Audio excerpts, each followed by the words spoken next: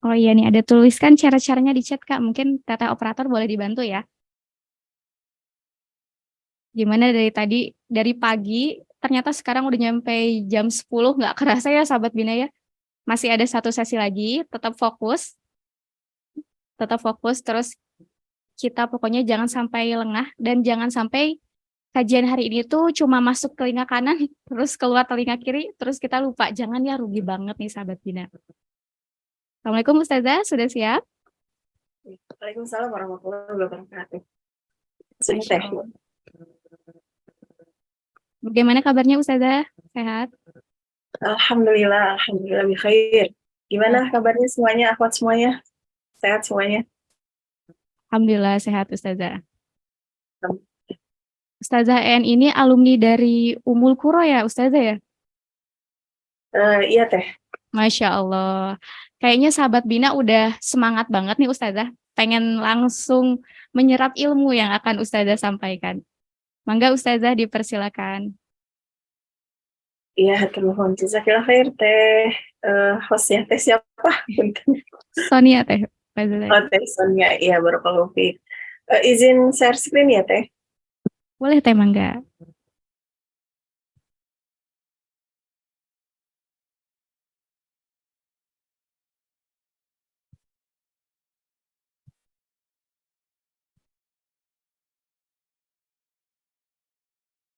Izin di co-hostkan dulu ya.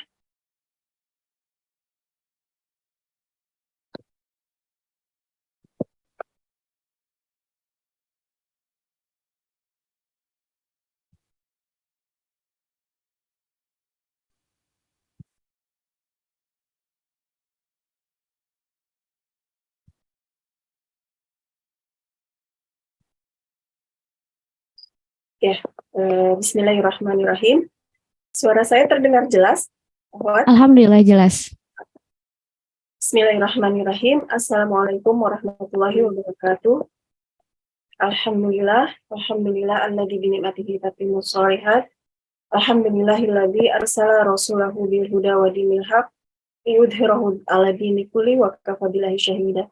Asyhadu an la ilaha illallah wahdahu la syarikalah wa asyhadu anna Muhammadan abduhu wa rasuluhu alladzi la nabiyya ba'dah. Allahumma sholli wa sallim wa barik ala nabiyyina Muhammad wa ala alihi wa sahbihi ajma'in. Allahumma la sahla illa ma ja'altahu sahla wa anta taj'alul hazna idza syi'ta sahla. Allahumma 'allimna bima yanfa'una wa anfa'na bima 'allamtana. Alhamdulillah, akhwatillah, sahabat muslimah yang berbahagia. Alhamdulillah hari ini kita bisa dipertemukan dalam kajian muslimah mempersiapkan Ramadan ya. Mudah-mudahan pertemuan kita hari ini walaupun dalam online ya, pertemuan online tidak mengurangi semangat kita, tidak mengurangi kehusyuan kita, dan tidak mengurangi keistiqomahan kita dalam menyambut bulan Ramadan ini. Izinkan saya untuk menyampaikan mungkin ya materi yang berkaitan dengan bagaimana muslimah mempersiapkan Ramadan, terutama mungkin dari sisi fikih Ramadan atau khususnya fikih puasa Ramadan. Bismillahirrahmanirrahim. Seperti yang kita ketahui, akhwatillah, bahwa Ramadan adalah merupakan bulan ketaatan. Ya. Di bulan Ramadan ini, kenapa ya disebut bulan ketaatan? Karena setiap muslim itu pasti semuanya berbondong-bondong dalam ketaatan. Yang kita ketahui kalau kita lihat ya, yang tidak pernah ke masjid, biasanya di hari-hari biasa tidak pernah ke masjid, di bulan Ramadan dia ke masjid, bukan ya? Yang tidak pakai hijab di bulan Ramadan pakai hijab gitu ya, minimal ketika di bulan Ramadan dia pakai hijab. Yang tidak pernah sholat di masjid gitu ya, atau yang tidak pernah sholat di bulan Ramadan dia sholat ya. Yang tidak pernah sholat sunnah di bulan Ramadan dia sholat sunnah, minimal sholat tarawih gitu. Jadi kalau kita melihat di sini bulan Ramadan ini adalah bulan ketaatan gitu ya, karena juga kita mengetahui begitu banyak keutamaan-keutamaan yang Allah berikan di dalam bulan Ramadan ini. Nah, kalau kita lihat secara skematis gitu ya, kalau kita umpamakan Ramadan ini adalah merupakan satu waktu yang terbatas gitu. Allah berikan hanya 1 bulan dalam setahun. Ya, Allah berikan dari tanggal 1 sampai 30 atau 29 gitu ya, sebulan tersebut Allah berikan keutamaan, Allah berikan keberkahan. Dengan waktu yang terbatas ini tentu ya, dari mulai tanggal 1, 10 hari pertama, 10 hari kedua, 10 hari ketiga, ini kalau kita ibaratnya adalah sebuah perlombaan gitu. seperti kita lari estafet gitu ya, di mana ketika kita berlomba gitu ya, perlombaan mau itu lari estafet atau apapun gitu ya, di sini berarti kita perlu mempersiapkan semaksimal mungkin agar kita ketika masuk ke dalam bulan Ramadan, ketika kita siap untuk berlomba tadi itu, kita dalam kondisi yang sangat prima gitu ya, kita bisa melakukan ibadah-ibadah di bulan Ramadan dengan optimal.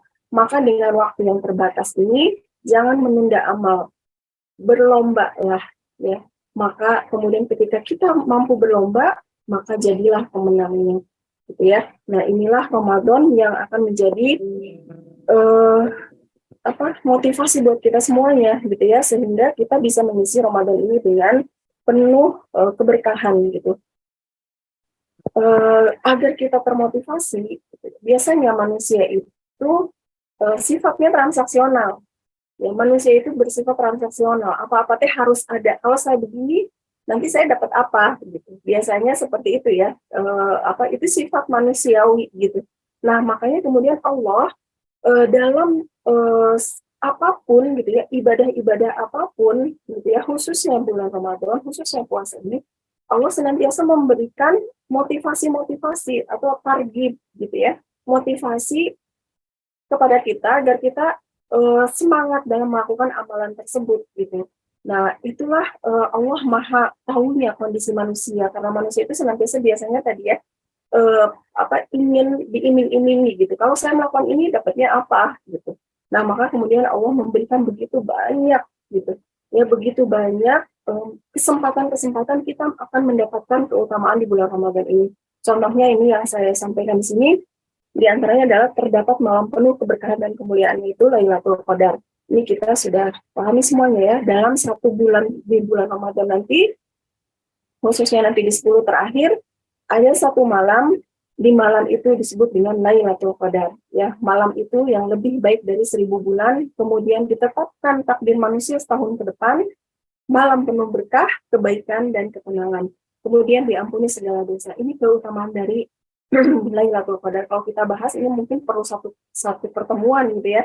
Ini secara sekilas saja bahwa Allah memberikan satu waktu yang sangat pendek, cuma satu malam, nggak sampai sehari semalam. Satu malam itu kalau sehari malam 24 jam, berarti semalam itu hanya dari Ba'da Isya sampai sebelum fajar gitu kan ya.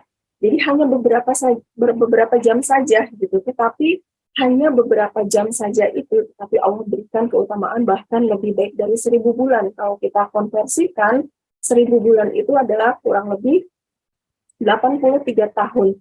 Itu mungkin akan melebihi jatuh usia kita di dunia. Usia umat Nabi Muhammad itu adalah kurang lebih, kata Rasulullah SAW, ya, usia umat itu antara 60 atau 70 tahun gitu ya, seperti itu. Maka kalau kita diberikan keutamaan 83 tahun untuk ibadah hanya dalam waktu semalam, itu adalah kebaikan dan keutamaan yang sangat luar biasa. Nah, inilah yang menjadikan motivasi buat kita juga gitu, agar kita semangat di bulan Ramadan tersebut. Terus kemudian apalagi di bulan Ramadan ini ada keutamaan yang lain, yaitu waktu dikabulkannya doa.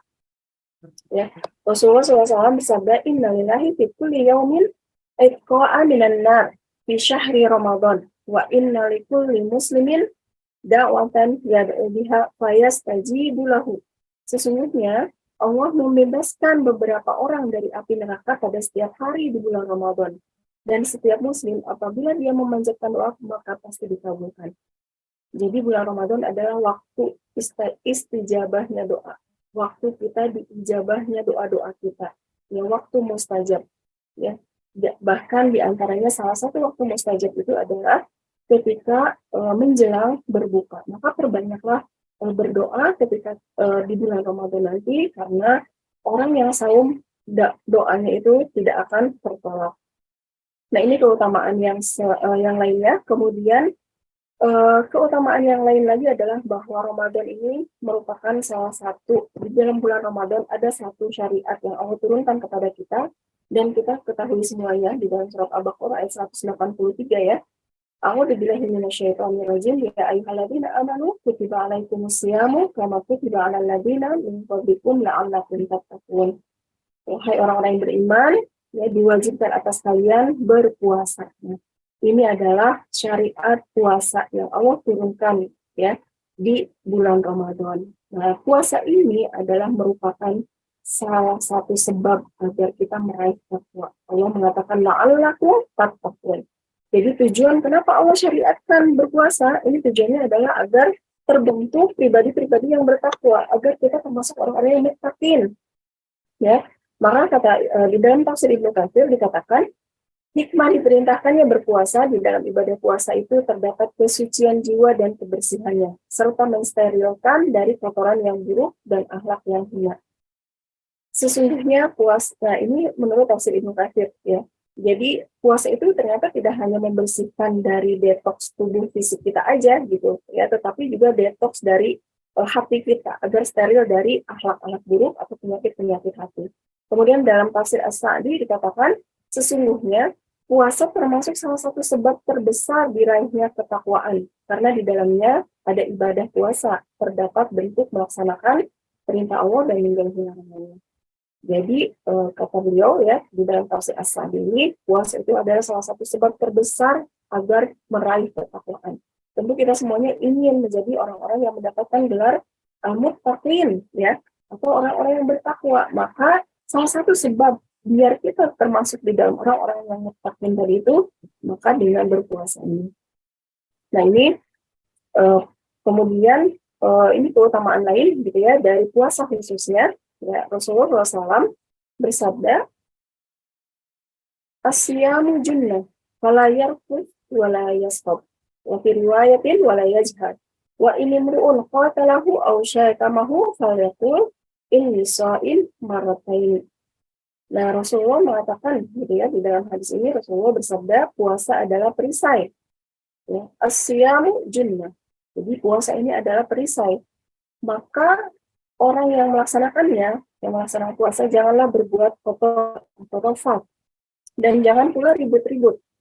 Atau di dalam hadis yang lain, di riwayat yang lain dikatakan, dan jangan berbuat bodoh. Apabila ada orang yang mengajaknya berkelahi atau menghinanya, maka katakanlah aku sedang saum. Dia mengucap ucapannya 2 kali. Nah ini dalam hadis ini ada hal-hal yang penting sekali kita pahami. Ya, karena kita ingin tadi ya agar puasa kita itu tadi yang sudah disampaikan gitu ya, tadi saya mendengar sebagian yang disampaikan oleh Bu Yunda gitu ya, agar kita nanti khusyuk menjalani ibadah, terus ada beberapa amalan-amalan yang bisa kita kerjakan gitu ya. Nah di antaranya ini adalah puasa wajib di sini ya. Nah puasa ini fungsinya itu adalah junnah. Junnah itu adalah perisai. Nah maksudnya perisai itu apa? Perisai itu yang pertama para ulama mengatakan yang dimaksud perisai itu adalah maknanya perisai dari api neraka. Itu makna yang pertama dari asyamu junnah. Puasa itu adalah perisai. Maksudnya adalah bahwa ya puasa itu adalah ya sesuai ini yang dikatakan oleh Rasulullah ya di sini dalam hadis ini. Puasa adalah perisai yang dapat melindungi seseorang hamba dari api neraka. Ya. Atau ya, dalam hadis yang lain Rasulullah bersabda, "Ma min 'abdin yasumu yawman fi sabilillahi illa ba'adallahu bidzalika wajhahu 'anil nar." Ya, sab'ina kharifan. Tidaklah seorang hamba yang puasa di jalan Allah kecuali akan Allah jauhkan karena puasanya tersebut dari neraka sejauh 70 musim. Ya, ini Masya Allah dari hadis ini kita mengatakan kalau kita saum 1 hari saja, kita puasa 1 hari, gitu ya, maka Allah jauhkan kita, jarak kita dari neraka sebanyak 70 kharifan. 70 kharifan itu sebagian ulama mengatakan 70 tahun. Ya, terbayang kalau kita misalnya 30 hari berpuasa gitu ya, maka inilah yang dimaksud dengan asyamu junnah. Dia adalah perisai bagi kita dari apa? Dari api neraka. Nah, kemudian ada makna lain yang dimaksud dengan asyamu junnah atau puasa itu adalah perisai dari syahwat. Yang dimaksud di sini adalah perisai dari syahwat. Tentu ini maknanya adalah makna ketika kita di dunia. Kalau tadi maknanya adalah ketika kita di akhirat, puasa itu akan menjadi tameng buat kita dari api neraka. Nah, ketika di dunia, maka maknanya adalah puasa tersebut menjadi perisai kita dari syahwat dan hawa nafsu. Dan ini sesuai dengan hadis Rasulullah SAW. Ya, beliau bersabda, ya masyarakat sabar, man istata'a minkumul ba'ah falyatazawwaj, fa innahu aghaddu lil basar wa ahsanu lil farj. Wa man lam yastati' fa alaihi bisawm fa innahu lahu wija. Ya, wahai para pemuda, barang siapa yang memiliki ba'ah kemampuan, maka menikahlah, karena itu lebih akan menundukkan pandangan dan lebih menjaga kemaluan. Barang siapa yang belum mampu, maka berpuasalah, karena puasa itu sebagai obat pengekang baginya. Jadi di sini yang dimaksud dengan puasa itu junnah, ya, perisai. Jadi perisai dari syahwat ketika di dunia. Dan dua hal ini dibenarkan gitu ya. Jadi dengan puasa dia perisai kita di dunia dari hawa nafsu, dari syahwat kita. Kemudian juga ketika kita bisa meredam hawa nafsu dan syahwat kita, maka otomatis itu akan menjadi perisai kita di akhirat nanti gitu ya, dari api neraka. Nah, kemudian dari hadis tadi pula gitu ya, yang disampaikan oleh Rasul, asyamu junnah fala yarfus wala yajhal gitu kan ya. Nah, Rasulullah kemudian mengatakan fala yarfus.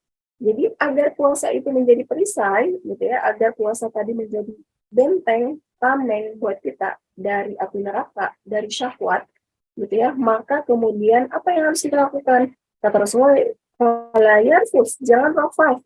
Ya, yang pertama adalah agar puasa tadi menjadi perisai buat kita, maka hindarkan perbuatan-perbuatan yang akan menjerumuskan kita kepada api neraka. Yang pertama, Rasul mengatakan, janganlah berbuat rafah, berkata atau berbuat keji dan kotor.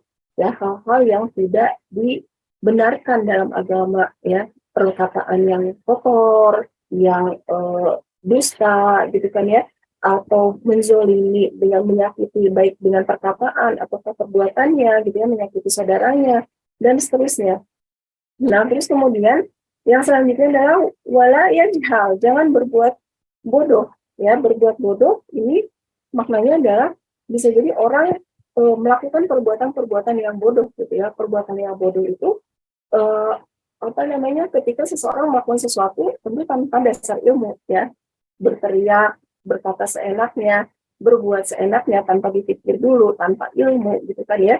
Nah, itulah perbuatan-perbuatan bodoh. Kemudian yang selanjutnya kata Rasulullah, jika ada orang yang mengundangmu untuk bertengkar gitu ya, berselisih, maka hindarilah, maka katakanlah inni shaim. Maka yang ketiga adalah agar puasa tersebut menjadi perisai buat kita, hindarkan permusuhan. Di bulan Ramadan nanti khususnya gitu ya, maka jauhi dari permusuhan. Ada orang yang mancing kita, emosi kita misalnya, ada orang yang memancing gitu, mancing-mancing, yang julid, yang apa gitu, memancing-mancing emosi kita, maka katakan ini soin. Sampai Rasul mengatakan merotain, sampai Rasul mengatakan 2 kali. Para ulama mengatakan 2 kali itu kenapa? Yang 1 kali untuk dirinya, yang 1 kali lagi buat orang tersebut yang memancing permusuhan dengan kita. Maka hindarkan permusuhan, hindarkan dari perdebatan, hindarkan dari pertengkaran, segala sesuatu yang memancing emosi kita. Nah, ini agar puasa menjadi perisai. Ini di antara keutamaan dari puasa tersebut. Oke, ini sebagai pengantar agar kita menjadi termotivasi dalam beramal ketika di bulan Ramadan tersebut.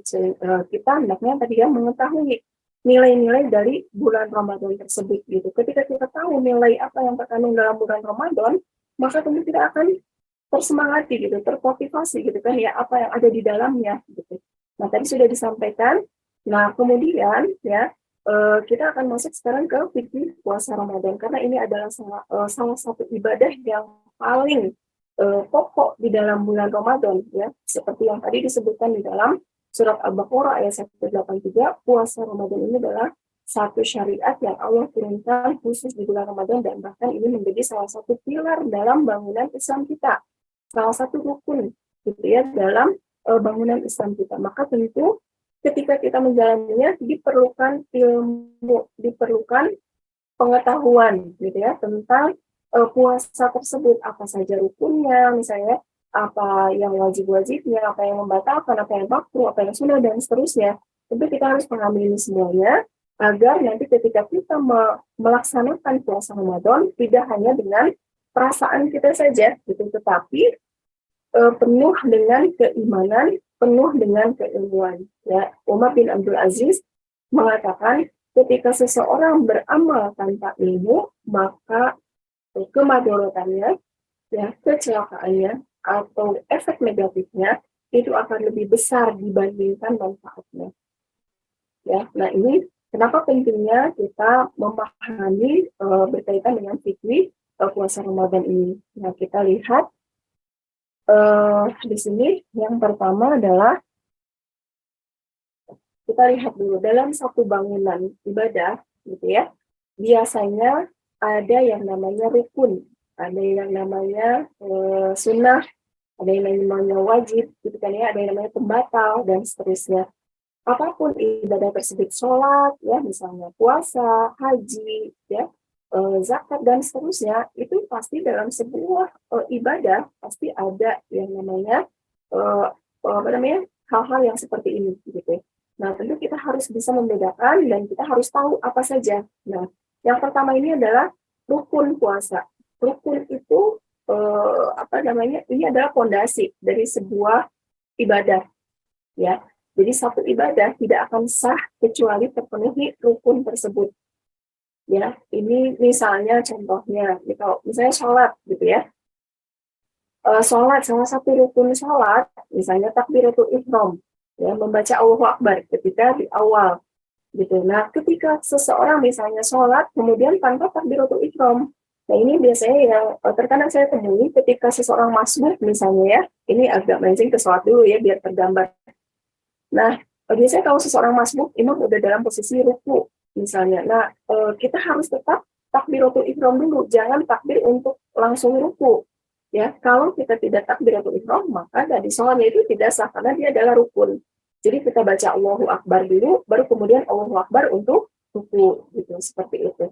Nah, ini kalau seseorang tadi terlewat satu rukun saja, maka tidak sah ibadah tersebut, termasuk juga puasa. Malah kita harus ketahui gitu rukun puasa ini apa saja. Nah, ada 2 rukun puasa. Yang pertama adalah al-imsak. Ya, al-imsak itu adalah maksudnya menahan diri.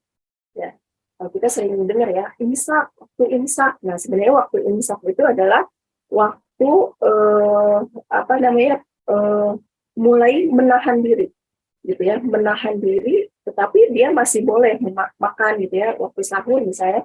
Itu karena batasnya sampai fajar, sampai azan subuh.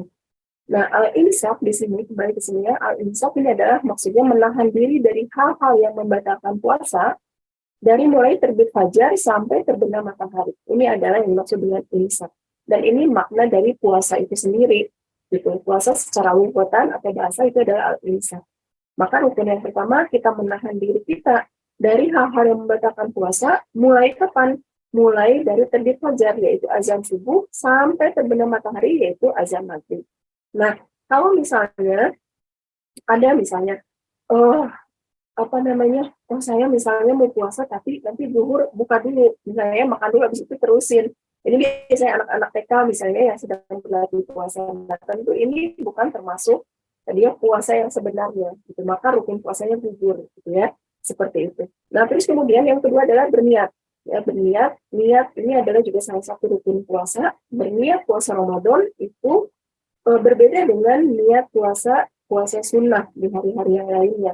Ya, puasa Ramadan ini adalah puasa yang wajib, maka niatnya pun harus di sehari sebelumnya, semalam sebelumnya. Dimulai dari malam hari sampai menjelang subuh.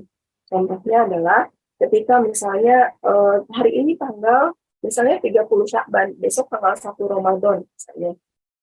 Nah, dari tanggal 30 Sya'ban Ba'da Isya itu, ya hari ini misalnya dari Ba'da Isya, maka itu sudah boleh kita berniat untuk besok saya mau puasa Ramadan. Sampai kapan? Sampai nanti menjelang subuh. Ya, sampai ketika kita sahur, atau kalau kita misalnya nggak sampai sahur, kesiangan, menjelang kita fajar gitu ya, subuh, maka itu yang boleh kita berniat. Itu yang dimaksud dengan niat di sini. Maka niat puasa Ramadan berbeda dengan puasa sunnah. Kalau puasa sunnah niatnya boleh siang hari gitu ya. Misalnya contohnya yang pernah dicontohkan oleh Rasulullah SAW. Beliau waktu itu dari pagi, dari subuh itu sampai waktu duha belum makan apa-apa. Maka kemudian beliau berniat pada saat duha tersebut untuk berpuasa hari itu. Nah, kalau puasa sunnah boleh-boleh saja. Kita misalnya dari subuh belum makan nih ya, sampai jam 9, misalnya, tanggung saya mau puasa aja deh misalnya. Ya, puasa sunnah. Nah, itu silahkan berniat seperti itu. Tetapi kalau untuk puasa Ramadan, niatnya itu harus dari malam harinya sampai menjelang subuh gitu. Apakah, sekarang pertanyaannya, apakah niatnya itu harus tiap malam ataukah cukup sekali di awal menjelang bulan Ramadan gitu ya, malam harinya tersebut. Nah, ini para ulama berbeda pendapat. Kalau Imam Malik mengatakan cukup sekali saja di awal tadi ya, menjelang 1 Ramadan ya, 30 Sya'ban malamnya itu ya. Nah, itu berniat untuk besok puasa 1 Ramadan sampai 30 hari ke depan gitu ya. Wajibnya itu di depan, di hari pertama menjelang Ramadan. Tetapi kemudian sunnah untuk mengulang kembali niat tersebut setiap malam. Tetapi kalau Imam Syafi'i dia wajib mengatakan wajib berniat setiap malamnya gitu, seperti itu. Itu hanya tataran teknisnya gitu ya. Yang pertama adalah wajib berniat menjelang Ramadannya tersebut gitu ya. Jadi malam harinya pada Isya setelah kita tarawih biasanya imam mengingatkan dengan membacakan niat untuk puasa besok hari. Ya, kita bisa mengikuti atau kita niatkan yang terpenting dalam hati ya, seperti itu. Nah, ini rukun dari puasa ada 2, al-imsak dan niat. Kemudian yang selanjutnya adalah pembatal puasa. Yang selanjutnya adalah pembatal puasa. Apa saja yang membatalkan puasa? Nah, ini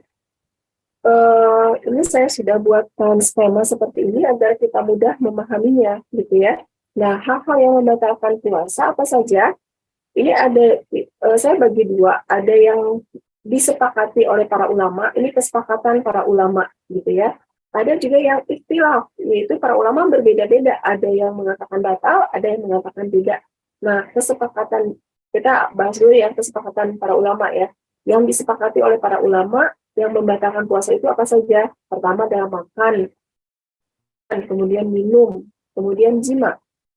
Makan dan minum, ini udah jelas ya. Makan, minum, segala sesuatu yang masuk ke kerongkongan kita, maka itu membatalkan puasa gitu ya. Nah, sekarang pertanyaannya, kalau icip-icip boleh nggak gitu kan ya, nyicipin boleh nggak?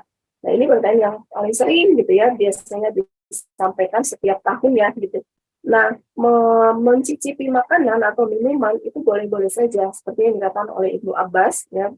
Beliau mengatakan la ba'sa an yadhuqa al-khalla aw syai', ya kata beliau, tidak apa-apa untuk mencicipi cuka atau apapun gitu ya, malam yankul al-halak ya, selama dia tidak melewati halak, yaitu ini kerongkongan ya gitu, dan wa huwa shaim, dan dia dalam kondisi saum. Jadi mencicipi itu tidak apa-apa, karena mencicipi itu kan ada di lidah, perasa itu ada di lidah ya. Jadi kalau kita icip-icip sedikit, kemudian kita buang kembali, kita ludahkan kembali makanan atau minuman tersebut, maka tidak menjadi membatalkan ya. Yang terpenting jangan sampai melewati tenggorokan atau kerongkongan. Kemudian setelah itu yang membatalkan apalagi? Jima ya. Setelah itu adalah jima. Jima ini berhubungan suami istri bagi yang sudah menikah ya, yang tadinya dihalalkan di siang hari gitu ya, di hari-hari yang selain bulan Ramadan, maka termasuk di sini makan, minum, jima, ini kemudian diharamkan di bulan Ramadan, gitu ya, dilakukan di siang hari. Gitu. Nah, jima ini berbeda dengan yang lainnya. Ketika dilanggar, gitu ya, maka ada konsekuensi yang lain, yaitu kafarat atau sanksinya dengan membayarkan kafarat. Apa saja kafaratnya? Ketika seseorang melanggar, misalnya berjima di siang hari, di bulan Ramadan, maka kafaratnya itu adalah, atau sanksinya itu adalah, yang pertama membebaskan budak, kemudian yang kedua saum 2 bulan berturut-turut, kemudian yang ketiga itu memberi makan 60 orang miskin. Ya, Masya Allah. Jadi ketika dia melanggar, maka pilih salah satu di antara 3 kafarat tersebut gitu ya. Nah, ini yang mungkin kita perhatikan gitu ya. Nah, berkaitan dengan jima ini mungkin ada sedikit ya, ini buat akhwat semuanya, baik yang sudah menikah, yang tidak, ini menjadi bekal buat kita juga gitu. Biasanya suka ada permasalahan yang sering bertanya ke saya gitu ya, gimana kalau sifatnya kodo gitu ya, kita sedang berpuasa kodo, kemudian misalnya suami mengajak gitu ya, meminta kepada kita gitu, apakah kita membatalkan puasa kodo kita ataukah tidak gitu kan ya. Nah, di sini karena puasa qada itu adalah wajib gitu ya, maka puasa qada ini tidak bisa dibatalkan dengan hal-hal yang apa ghair syar'i gitu ya. Kecuali ada uzur syar'i misalnya sakit gitu sampai nggak bisa bertahan puasa atau sedang safar yang memang sangat menyulitkan dia berpuasa, maka dia boleh buka. Nah, tapi kalau misalnya tidak ada halangan apapun, maka ketika suami mengajak tadi untuk puasa qada sifatnya, maka tidak usah membatalkan puasanya gitu ya, karena qada adalah puasa yang wajib. Kecuali kalau puasa sunnah. Kalau puasa sunnah ini boleh membatalkan puasanya ya ketika suami ada kebutuhan gitu seperti itu. Nah, kemudian yang selanjutnya hal-hal yang membatalkan puasa di sini adalah haid atau nifas ya, haid atau nifas. Maka ini sepakat ya para ulama ya, wanita haid atau nifas kata Rasulullah maka dia tidak sholat dan tidak puasa gitu ya. Kalau walaupun ya misalnya keluar haidnya itu 5 menit menjelang buka puasa misalnya ya, kita misalnya 5:30 atau jam 6 tuh udah azan maghrib, jam 6 kurang 5 menit pas kita lagi ke toilet ternyata keluar itu darah haid, puasa kita hari itu batal nggak? Batal gitu ya, puasa kita hari itu tetap batal, kemudian kita tetap wajib mengganti di hari yang lain gitu, seperti itu ya. Nifas juga sama ya. Seperti itu, dan kebalikannya ketika kita misalnya sedang haid terus sucinya misalnya setelah subuh gitu ya, setelah subuh beberapa menit aja gitu misalnya, tetap pada hari itu berarti puasanya tersebut tidak dihitung ya, tetap batal dan diganti di hari yang lain. Oke ya. Nah, kemudian yang selanjutnya adalah murtad ya, karena ketika seorang murtad maka ya ihbatu a'malihim ya, gugur semua amal-amalnya. Nah, yang selanjutnya adalah muntah disengaja ya. Kata Rasulullah, kalau seorang muntah tanpa disengaja maka tidak ada qada baginya, tetapi kalau seseorang muntah dengan disengaja maka baginya untuk qada. Berarti menunjukkan bahwa muntah ketika disengaja dia membatalkan puasanya. Ada semacam penyakit gitu ya, yang ketika seseorang habis makan lupa nama penyakitnya, dia suka mengorek-ngorek kemudian dimuntahkan lagi gitu. Nah, ketika dia sengaja untuk dimuntahkan tersebut ada puasanya. Oke. Nah, lanjutkan yang tadi kesepakatan para ulama ya, ini hal-hal yang membatalkan yang disepakati oleh para ulama. Kemudian yang selanjutnya adalah hal-hal yang membatalkan tetapi para ulama masih ikhtilaf ya, masih berbeda pendapat. Itu yang pertama adalah bekam ya dan suntik. Bekam ini memang ada dua riwayat gitu ya, ada yang mengatakan Rasul berbekam ketika beliau sedang saum, tapi ada juga hadis yang mengatakan orang yang berbekam dan yang membekam itu batal puasanya gitu. Nah, alam, nah ini dikembalikan gitu ya, mau mengambil pendapat yang mana. Terus kemudian suntik ini juga sama. Suntik ini para ulama membaginya kembali gitu ya, merinci kembali suntikan yang seperti apa yang bisa membatalkan. Kalau suntikan misalnya vaksin itu tidak membatalkan. Kalau suntik KB misalnya itu tidak membatalkan, tapi kalau suntikan yang sifatnya memasukkan zat-zat makanan, maka itu yang membatalkan. Gitu, seperti itu. Nah, terus kemudian tetes mata, hidung, dan telinga ini juga masih ikhtilaf para ulama dan mengatakan batal, ada juga yang mengatakan tidak membatalkan. Intinya adalah ahwat, kalau kita bisa menghindarkan hal-hal yang ikhtilaf tadi itu lebih hati-hati, lebih menyelamatkan kita. Al-Khuruj an ikhtilaf gitu ya. Kita keluar dari masalah-masalah yang diperselisihkan para ulama. Kalau tidak ada kepentingan yang mendesak, maka hindarkan hal-hal tersebut. Nah, itu beberapa hal pembatal puasa. Kemudian sekarang sunnah puasa. Apa saja yang menjadikan sunnah puasa? Apa saja? Nah, ini yang pertama adalah sunnah yang dilakukan oleh Rasulullah SAW ketika puasa. Itu yang pertama adalah sahur dan mengakhirkannya. Ya, kata Rasulullah SAW dalam hadisnya, beliau bersabda, "Saharu fa inna fi sahuri barokah." Bersahurlah, karena di dalam sahur itu ada keberkahan. Dalam hadis yang lain, Anas bin Malik pernah ditanya, bagaimana Rasul sahur, gitu ya, berapa lama Rasul sahur? Nah, kata beliau, Rasul itu sahur sebanyak 50 ayat. Kalau kita hitung, baca Al-Quran gitu ya sebanyak 50 ayat gitu ya. Mungkin kalau 50 ayat tergantung 50 ayat yang seperti apa. Tapi kalau kita prepare waktu antara setengah jam atau 15 menit mungkin ya, waktu sahurnya Rasulullah SAW.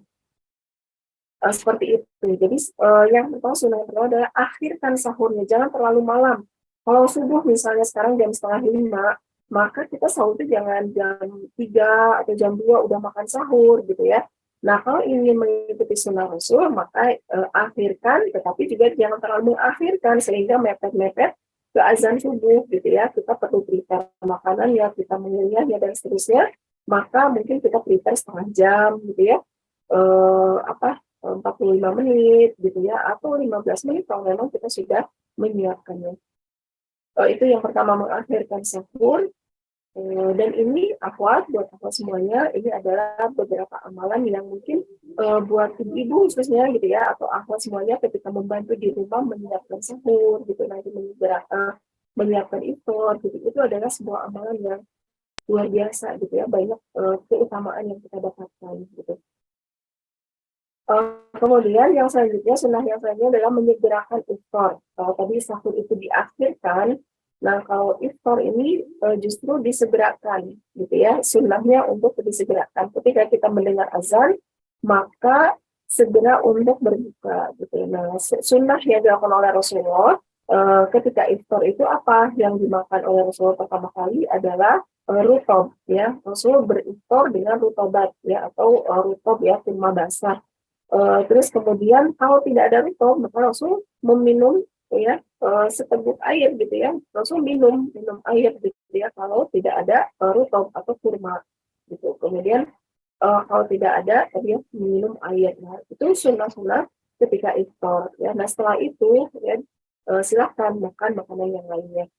Nah, ini yang pentingnya adalah disegerakan. Walaupun kita misalnya masih kuat, wah saya masih kuat kok nanti sampai Isya, nggak apa-apa lah, nanggung, saya mau sholat maghrib dulu, habis itu mau ngaji dulu, dan seterusnya, nanti aja Isya bukanya.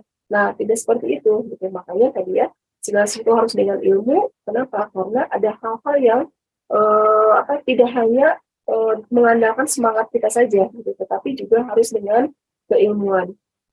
Nah, kemudian sunnah yang selanjutnya adalah berdoa menjelang buka puasa. Ini juga sesuatu yang dianjurkan oleh Rasulullah SAW ya, ketika kita menjelang berbuka puasa, kata Rasulullah, doa yang tidak akan pernah tertolak, ya, doa orang yang berbuka puasa, orang yang berpuasa atau menjelang berbuka puasa, itu seperti itu.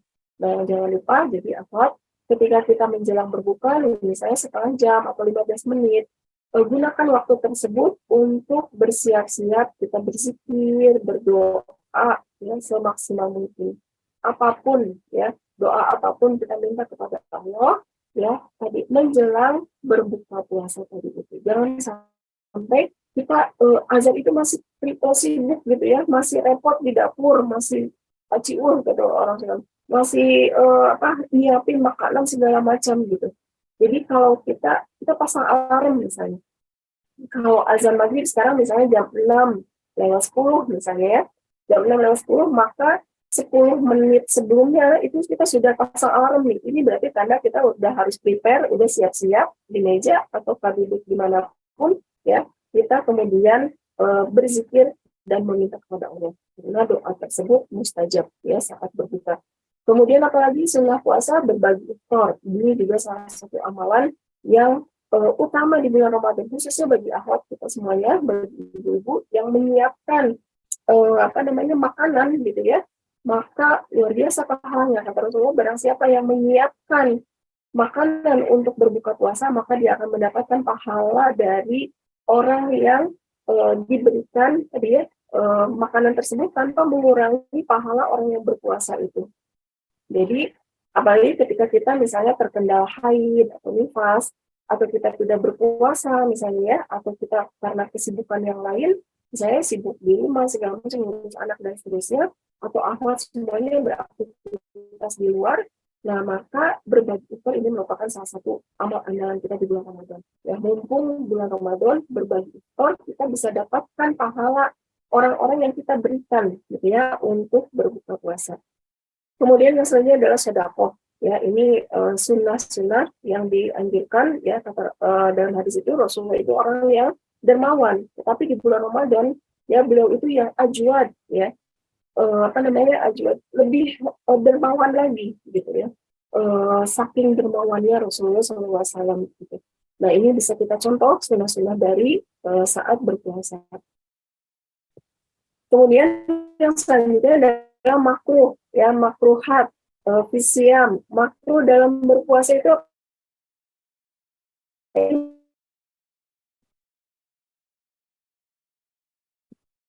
ini ada ya bahwa Rasulullah mengatakan kalau orang yang sedang berpuasa maka janganlah dia berlebihan atau kan kalau kita berkumur, kalau kita sedang berwudu ya, berkumur dan istinsyak. Istinsyak itu memasukkan air ke hidung. Jadi kalau kita berkumur kemudian kita memasukkan air ke hidung itu kan dianjurkan memang untuk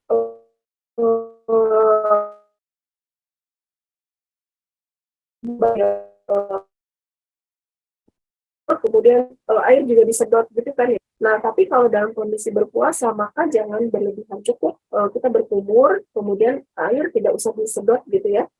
Seperti itu istinsyaknya, tidak usah berlebihan karena dikhawatirkan tertelan gitu ya. Maka ini termasuk yang dimaksudkan ketika dia berlebihan. Kemudian yang kedua adalah bercumbu. Bercumbu ini sebenarnya kalau kita melihat riwayat dalam sirah itu Rasul dan para sahabat itu ketika berpuasa tetap mencumbu istrinya gitu, tetapi dikatakan ya Rasul itu orang yang paling bisa menahan syahwatnya ya.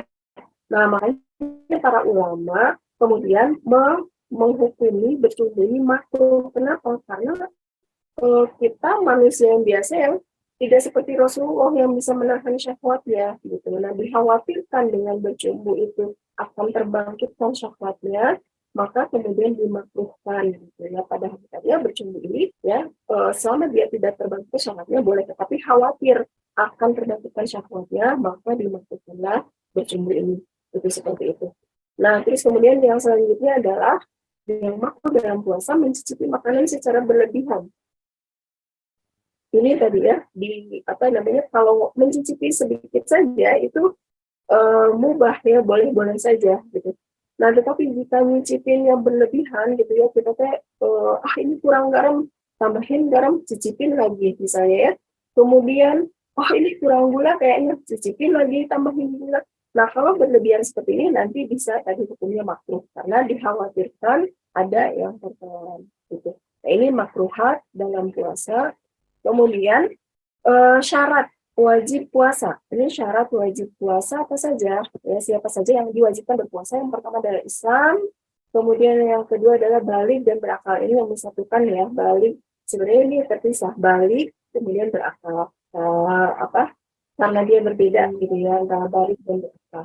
Nah, berarti kalau anak kecil dia tidak wajib berpuasa. Kalau orang yang tidak punya akal, misalnya gila atau stres gitu ya, atau bisa pingsan, maka tentu dia tidak wajib berpuasa. Kemudian sehat ya, gitu sehat. Jadi orang sakit maka tidak wajib berpuasa. Kemudian yang keempat adalah mukim ya, yang tinggal di satu kota. Kalau dia sedang safar bepergian maka tidak wajib puasa. Kemudian yang sebenarnya tidak haid atau nifas. Nah, ini syarat wajib puasa, kita percepat ya. Selanjutnya tadi syarat yang wajib ya, maka kemudian kita bisa melihat di sini yang tidak wajib berpuasa siapa saja gitu. Ada beberapa kelompok orang gitu ya yang tidak diwajibkan berpuasa. Siapa saja? Yang pertama itu adalah orang yang sedang sakit ya, yang sakit. Sini kita lihat ya, yang paling kanan di sini sakit atau marid ya. Orang yang sakit ya, Allah bilang dalam surat Al-Baqarah ya, gitu.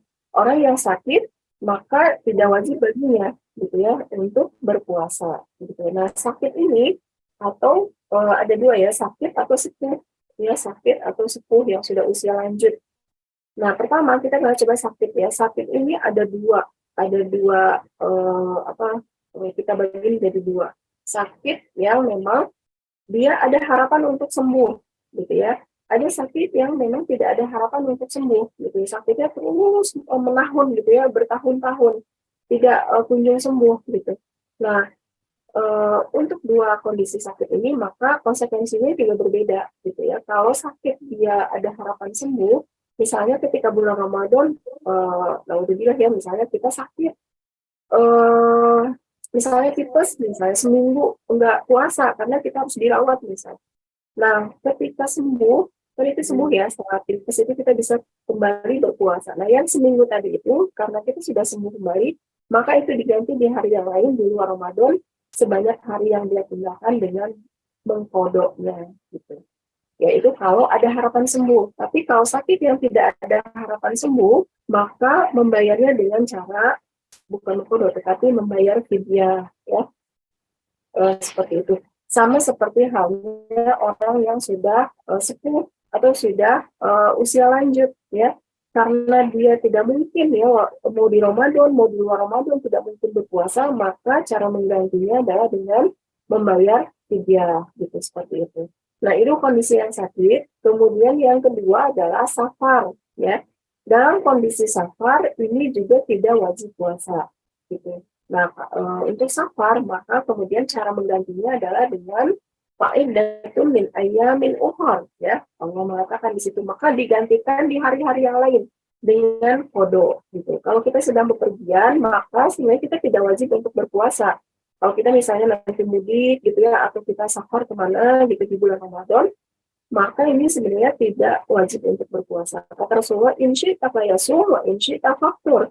Kalau kamu mau, silahkan kamu puasa. Tapi kalau kamu mau juga kamu tidak usah berpuasa, gitu ya, berbuka saja. Nah, ini menunjukkan bahwa dilihat kondisinya. Ketika safar kita kuat nggak nih, gitu ya, berpuasa. Kalau dikira-kira misalnya nggak kuat nih, perjalanannya panjang, kemudian apa ya, banyak kendala-kendala gitu ya, yang kita harus ngurus ini, ngurus itu, sehingga kita terforsir energinya dan seterusnya, maka kemudian lebih baik maslahatnya ya kita tidak berpuasa. Gitu. Tetapi kalau misalnya kita safar ke situ sebentar, misalnya ke Jakarta hanya berapa jam, gitu kan ya, pakai kereta misalnya, nggak bikin capek, kalau mau tetap puasa silahkan. Nah, tetapi syaratnya jangan sampai ada kita mendapatkan masyakoh, gitu. Jangan sampai akan memadorotkan kita dengan puasa tersebut. Karena di zaman Rasul juga pernah ada sahabat yang ketika safar dia memaksakan untuk berpuasa gitu. Kemudian para sahabat mengatakan hal tersebut kepada Rasulullah. Kata Rasulullah, bagaimana? Maka kata Rasulullah, bukanlah suatu kebaikan berpuasa pada saat safar. Ya. Jadi kalau kondisinya bahkan membuat orang tersebut jadi sakit, gitu ya, jadi akhirnya tepar, gitu ya, nah maka mendingan tadi berbuka, karena tadi safar ini adalah salah satu Allah berikan keringanan untuk tidak berpuasa. Kemudian yang selanjutnya adalah haid dan nifas. Ya, haid dan nifas ini juga sama, tidak wajib ya, bukan haram hukumnya untuk berpuasa. Maka cara mengganti haid dan nifas bagi wanita haid dan nifas, cara menggantinya dengan kodok, ya, gitu. Nah, terus kemudian hamil dan menyusui ini juga diberikan hamil dan menyusui untuk tidak berpuasa. Cara menggantinya seperti apa? Ini ada 3 pendapat. Nanti kita akan lebih lanjut lagi ya. Kita akan lebih rinci lagi di penjelasan yang berikutnya. Nah, ini dalam tabel ini beberapa tabel uzur-uzur ya yang menyebabkan seseorang tidak wajib berpuasa, gitu ya, sebab iftar. Nah, misalnya yang pertama ini adalah sakit, ada harapan sembuh, maka boleh iftar, boleh berbuka. Cara menggantinya dengan mengkodok, gitu. Kemudian yang kedua adalah sakit yang tidak ada harapan sembuh, ya, boleh dia berbuka. Kemudian cara membayar puasanya dengan fidyah. Lansia juga sama, orang yang sudah sepuh ini tidak usah berpuasa, kemudian cara membayarnya dengan fidyah.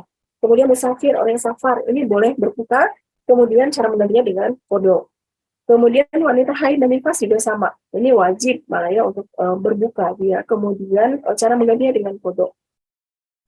Nah, bagi wanita hamil dan menyusui ini boleh berbuka, tidak wajib berpuasa. Nah, cara menggantinya ini ada 3 pendapat. Yang pertama adalah pendapat yang pertama cukup mengkodok saja. Pendapat yang kedua adalah cukup fidyah saja. Pendapat yang ketiga kodo dan fidyah dua-duanya dilakukan. Seperti itu. Nah, ini ada penjelasan lebih lanjut lagi untuk wanita hamil dan menyusui. pendapat-pendapat dari para ulama. Kalau menurut Ibnu Abbas dan Ibnu Umar, pendapat yang pertama ini wajib membayar fidyah saja bagi wanita hamil dan menyusui tanpa kewajiban mengkodok. Jadi fidyah saja. Ini menurut Ibnu Abbas dan Ibnu Umar. Kemudian yang kedua adalah menurut mazhab Hanafi, ini wajib kodok saja tanpa fidyah. Ya, jadi kodok. Ada pendapat yang ketiga, ini mazhab Syafi'i dan Hambali, ini wajib kodok dan fidyah. Ini dirinci gitu ya. Jika yang dikhawatirkan anaknya saja, nah maka wajib baginya kodok dan fidyah. Jika yang dikhawatirkan adalah dirinya saja, atau yang dikhawatirkan itu diri dan anaknya, maka wajib melaksanakan kodok saja tanpa wajib membayar fidyah. Ini perincian dari mazhab Syafi'i dan Hambali. Jadi kalau yang dikhawatirkan anaknya saja, menggantinya itu maka harus dua gitu ya, kodok dan fidyah. Tapi yang kalau kita khawatirnya kitanya atau dua-duanya, cukup membayar kodok tanpa wajib membayar fidyah ya. Itu dari Nailul Autor ya. Nah, ada satu pendapat dari Syekh Dr. Yusuf Al-Qardawi ya, beliau mengambil pendapat mungkin lebih pertengahan gitu ya, bahwa bagi wanita, jadi kalau kita misalnya boleh nggak ambil salah satu gitu ya, silahkan, karena selama dia ini merujuk kepada pendapat para ulama. Nah, ini sebagai pendapat lain gitu ya dari Dr. Yusuf Al-Qardawi, beliau memberikan jalan tengah gitu. Jadi jika misalnya seorang wanita dia hamil atau menyusui, kemudian tidak memungkinkan untuk membayar kodok, ya tidak memungkinkan untuk membayar kodok di tahun itu, kemudian ternyata tahun depannya hamil lagi gitu ya, atau misalnya ada kendala lain gitu, nah maka dia cukup dengan membayar fidyah saja. Tapi kalau ada keluangan waktu untuk dia membayar kodok, maka bayarlah dengan kodok seperti itu. Nah ini untuk wanita tadi ya, haid dan wanita hamil dan menyusui. Kalau misalnya berbarengan bersamaan antara menyusui dengan nifas, kan biasanya nifas dia suka berbarengan dengan menyusui ya. Nah, hukum mana yang diambil, hukum nifas ataukah hukum menyusuinya? Maka kita ambil yang lebih kuat tentu ya, yaitu nifas. Kalau nifas itu udah jelas hukumnya harus mengkodok di lain hari gitu ya, di waktu yang lain. Nah, maka kita ambil yang hukum nifasnya dengan cara mengkodoknya. Nah, ini kemudian berkaitan dengan takaran fidyah, karena tadi ada beberapa hal atau kelompok yang memang diwajibkan membayar fidyah. Ya, Allah berfirman dalam Al-Baqarah itu, wa 'alal ladzina yutiqunahu fidyatun ta'amu miskin, dan bagi orang-orang yang berat untuk melaksanakan puasa, maka baginya fidyah memberi makan kepada orang miskin. Nah, orang-orang yang berat melaksanakan puasa itu tadi kita bahas ya, ada dua tadi ya, ada orang yang sakit, kalau sakitnya itu memang tidak ada harapan sembuh, terus kemudian orang yang lansia, yang sepuh. Nah, terus kemudian juga termasuk wanita yang hamil dan menyusui. Nah, terus kemudian juga ada orang-orang yang memang pekerja berat, yang memang nggak mungkin dia untuk melepas pekerjaannya tersebut gitu ya. Ketika di bulan Ramadan dia bekerja dan dia berpuasa, dia tidak akan kuat melaksanakan puasa karena pekerjaannya berat gitu. Nah, maka ini juga termasuk yang wa'alalladzina yutiqunahu, maka baginya fidyah. Nah, orang-orang seperti ini wajib baginya membayar fidyah. Nah, takaran fidyah di sini ada dua pendapat ya gitu ya. Ini pertama Imam Syafi'i dan Maliki, ini kurang lebih 0,75 kg. Kalau Imam Hanafi ini kurang lebih 1,5 atau 1,25 gitu ya. Ini kisarannya. Nah, biasanya yang kita ambil ini adalah untuk beras, karena kita itu adalah beras gitu ya, sembakonya, bahan pokoknya itu adalah beras, maka digunakanlah biasanya menggunakan ini ya setengah sok. Ya, setengah sok itu adalah kurang lebih 1,125 atau 1,5 kalau kita ingin aman dilebihkan menjadi 1,5 kg.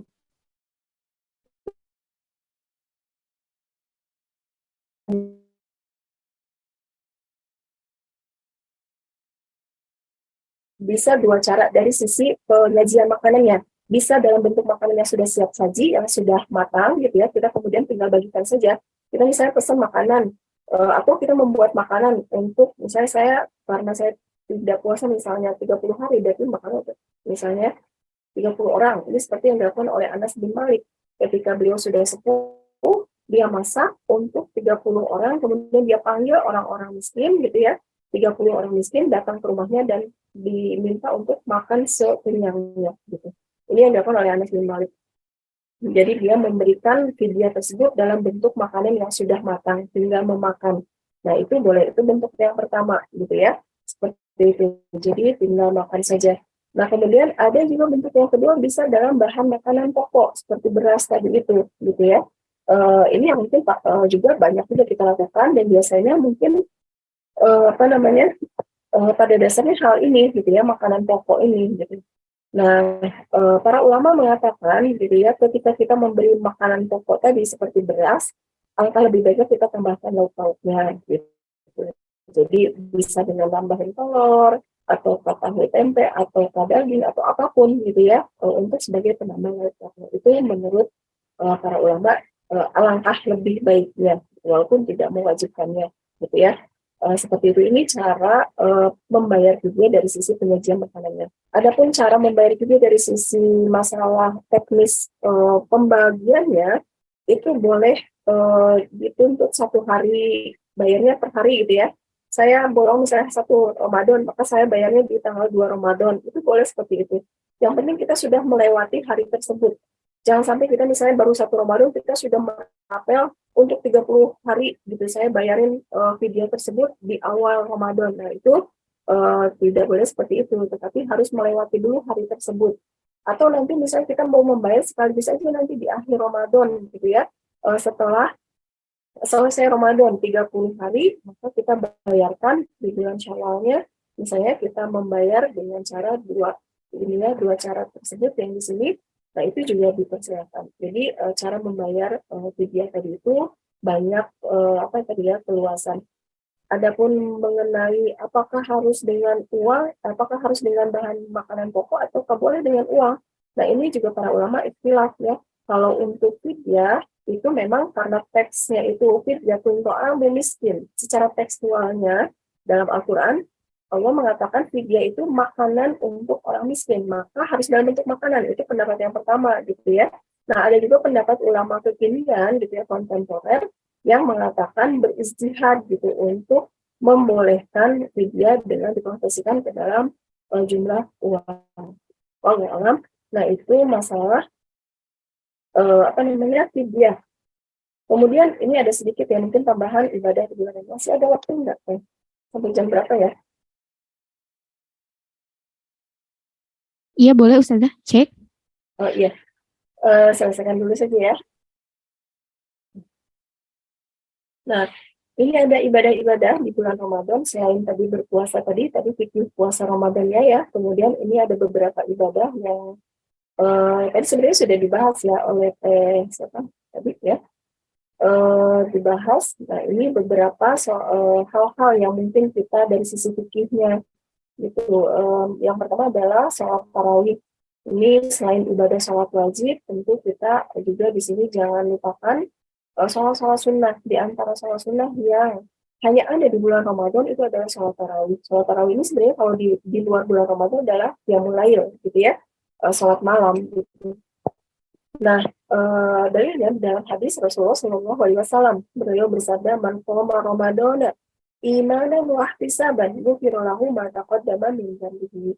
Barang siapa yang melakukan qiyam Ramadan, yaitu kalau Imam An-Nawawi mengatakan yang dimaksud dengan qiyam Ramadan itu adalah salat tarawih gitu. Karena iman pertama ya, dan mengharap pahala dari Allah, maka diampuni dosa-dosa yang telah lalu. Jadi bukan hanya puasanya ya, tetapi juga sholat kita, qiyamnya kita, tarawihnya kita, ya ketika atas dasar iman. Ya syaratnya, tapi ada syaratnya, ini 2, iman ya. Kemudian yang kedua adalah mengharapkan pahala dari Allah, gitu ya, keikhlasan, ihtisaban, ya. Nah, maka apa yang akan kita dapatkan? Allah akan ampuni dosa-dosa yang telah lalu. Jadi masya Allah ya, siangnya kita puasa, Allah ampuni dosa-dosanya. Malamnya juga ketika kita qiyamul lail, ketika kita sholat tarawih, maka juga Allah akan ampuni dosa-dosanya. Nah, di dalam hadis yang lain Rasulullah bersabda, "Man qama ma'al imam hatta yansarifa kutiba lahu qiyamul lailah. Barang siapa yang sholat bersama imam sampai selesai, akan dituliskan baginya pahala sholat semalam suntuk. Jadi di sini apa namanya maknanya adalah ketika kita misalnya sholat tarawih tadi ya bersama imam sampai selesai, hatta yang sorif, sampai imam itu selesai sampai selesai sholat tarawih, maka dicatat baginya ya pahalanya apa, pahala seperti kita sholat semalam suntuk, seperti kita sholat semalaman. Kan ini luar biasa ya, Masya Allah. Jadi kita kalau sholat semalaman kayaknya, wah nggak kuat gitu. Kan nggak tidur, berarti kan ya, semalaman itu dari mulai pada Isya sampai waktu fajar itu kita sholat terus. Gitu. Nah ini sesuatu yang sangat luar biasa, padahal kita cuma ikut tarawih, tapi paling seperti, apa namanya, itu ibaratnya ya mulai lah. Seperti semalam suntuk gitu ya, sholatnya itu. Nah, syaratnya apa? Kita sholatnya itu bersama imam sampai selesai. Jadi kalau akhwat nanti misalnya ikut tarawih ya di masjid gitu ya, misalnya sholat tarawih, nah maka usahakan sampai selesai, sampai imam selesai ya, sampai imam selesai maka kita sudah dapatkan insya Allah pahala ini. Kalau misalnya kan ada juga yang misalnya, oh saya witirnya mau di rumah ya, nah sebenarnya boleh-boleh saja, tetapi sayang gitu ya, pahala sholat semalam suntuknya nggak dapat gitu ya. Nah maka selesaikan sampai witirnya. Nanti malamnya kalau kita mau sholat lagi boleh nggak? Boleh, silahkan. Jam 2 kita bangun, misalnya jam 3 kita bangun, terus kemudian kita mau sholat lagi. Boleh, silahkan. Itu sholat tahajud namanya. Kalau sudah iringi dengan, misalnya dengan tidur, nah kita boleh bangun lagi, sholat lagi tanpa ditambahkan sholat witir, karena sholat witir kita sudah lakukan di saat sholat tarawih gitu ya. Nah kemudian sholat wanita di masjid boleh nggak ya?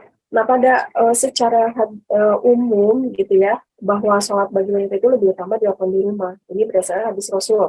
Sholatul mar'ati fi baitiha afdalu min sholatiha fi hujratiha. Wa sholatiha fi mahdaiha afdalu min sholatiha fi baitiha. Sholatnya seorang wanita di kamarnya itu lebih utama dibandingkan sholatnya di ruang tengah rumahnya. Dan sholatnya seorang wanita di ruangan kecil di kamarnya lebih utama dari sholatnya di kamarnya. Ini secara umum gitu ya, bahwa sholat wanita itu lebih utama intinya adalah di rumahnya. Gitu. Nah sekarang kan Ramadan gitu ya, kita boleh nggak kalau wanita itu mumpung Ramadan gitu ya, sholat ke masjid boleh nggak? Nah ada lagi hadis dari Rasulullah SAW ya, ketika para wanita ingin sholat ke masjid, kata Rasul bagaimana? La tamna'u ima Allahi masajidallah. Janganlah kalian larang para wanita hamba Allah untuk pergi ke masjid Allah. Jadi kalau kita mau ke masjid boleh nggak? Boleh-boleh saja. Bahkan Rasulullah melarang para laki-laki untuk melarang wanitanya pergi ke masjid. Selama dengan catatan tentu ya, kalau kita ke masjid, misalnya mau sholat tarawih, ya, misalnya mau sholat nanti yang mulai, tahajud dan seterusnya, maka yang pertama tentu harus izin. Ya, kalau yang sudah punya suami, izin dari suami. Kalau yang belum punya suami, izin orang tua, gitu. Kemudian yang kedua adalah dalam kondisi aman, ya. Aman misalnya perjalanan kita dari rumah ke masjid itu dalam kondisi yang aman, gitu ya. Tadi lebih baiknya kita dengan mahram kita atau dengan teman-teman, gitu ya. Seperti yang ketiga adalah tidak bertabarruj, ya, tidak bersolek, tidak berdandan, gitu, yang mencolok, ya. Seperti itu. Terus kemudian tidak memakai wangi-wangian yang tadi ya sampai kemudian tercium kemana-mana, gitu, untuk menghindarkan fitnah. Nah, terus kemudian yang selanjutnya adalah i'tikaf. Ya, ini adalah salah satu ibadah yang tadi juga sudah disebutkan ya, ibadah andalan di 10 hari terakhir nanti ya, akhwat. Jangan lupa ini adalah ada i'tikaf di mana Rasulullah senantiasa beriktikaf di 10 hari terakhir dari bulan Ramadan hingga beliau wafat ya. Jadi Rasul itu tidak pernah meninggalkan iktikaf sampai beliau diwafatkan oleh Allah. Nah, kemudian setelah beliau wafat, para istri-istrinya gitu ya melanjutkan beriktikaf setelah beliau wafat. Jadi khususnya Aisyah, jadi walaupun Rasulullah sudah wafat, tetap melanjutkan iktikafnya ya. Dan ini adalah ibadah yang tadi ya, karena di saat iktikaf nanti ada satu malam tadi itu Lailatul Qadar. Bagi wanita boleh nggak iktikaf, silakan ya, para ulama mengatakan boleh, silakan. Yang penting dari syarat-syarat itu terhindar fitnah, aman ya. Seperti itu, cari tempat yang memang khusus wanita, tidak bercampur baur dengan laki-laki kayak gitu. Seperti itu berkaitan dengan iktikaf. Ya, tentu bagi yang wanita sedang suci, ya, bagi wanita haid atau nifas itu tidak diperkenankan untuk beriktikaf. Itu saja mungkin ya yang bisa disampaikan dari ini, hal-hal berkaitan dengan fikih puasa, kemudian ibadah-ibadah di bulan puasa, kemudian tadi ya di 10 hari terakhir atau di 10 malam terakhir ada itikaf, ada lagi nanti Lailatul Qadar gitu ya. Bagi kita sebagai wanita tentu tidak ada halangan untuk mendapatkan segala keutamaan yang Allah berikan kepada kita. Itu saja. Mohon dimaafkan jika ada hal-hal yang kurang berkenan. Barakallahu fikum. Wassalamualaikum warahmatullahi wabarakatuh. Waalaikumsalam warahmatullahi wabarakatuh. Masya Allah, jazakillah khair, Ustazah. Masya Allah, tadi materinya itu sangat detail banget ya, sahabat Bina ya. Bener-bener detail gitu, dari awal sampai akhir, terus sunah-sunahnya. Tadi juga udah dijelaskan ya, Masya Allah. Izin dokumentasi dulu ya, Ustazah. Ya, bagaimana? Boleh teteh operator, teteh-teteh yang bisa on cam, boleh on cam dulu ya. Jangan lupa berikan senyum terbaiknya. Siap, teteh? Udah. 1, 2, 3. Lagi ya. 1, 2, 3.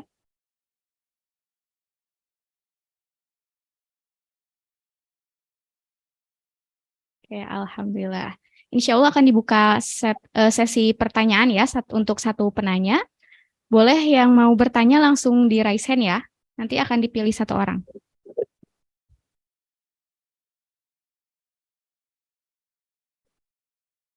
Boleh Kak Dea Nabila?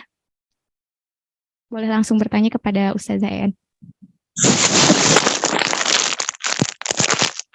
Assalamualaikum Teh. Waalaikumsalam warahmatullahi wabarakatuh. Izin bertanya ya Teh. Nama saya Dea Nabila Putri dari Bandung. Ya, mangga Teh. Teteh mau bertanya soal puasa wajib saat di Kodo ya Teh. Apakah jika kita ingin puasa Kodo, tapi ketika malamnya kita lupa berniat, dan subuhnya tuh kita ketinggalan sahur karena telat, ketika paginya kita berniat, apakah masih bisa puasa untuk bayar Kodo atau harus diniatin dulu dari malamnya?